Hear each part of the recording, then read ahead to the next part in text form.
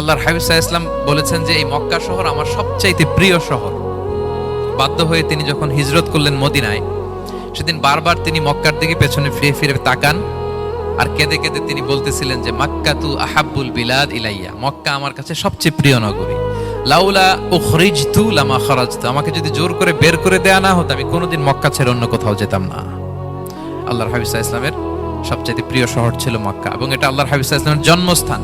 এবং এই শহরকে আল্লাহ বলেছেন মাসাবাতান লিন্নাসি ওয়া আমনা, মানুষের মিলনস্থল, কেন্দ্রস্থল। সারা পৃথিবী থেকে মানুষ ওখানে যায়। আপনি যে রমাদানে যদি মক্কায় যান, আল্লাহু আকবার, লক্ষ লক্ষ উমরা পালনকারী সেখানে ইউরোপ থেকে, আফ্রিকা থেকে, অস্ট্রেলিয়া থেকে, এশিয়া থেকে, সারা পৃথিবীর মানুষের মিলনস্থল। ওখানে গেলে আপনি দেখবেন মাসাবাতান লিন্নাসি ওয়া আমনা, নিরাপদ জায়গা এবং মানুষের মিলনস্থল এটা।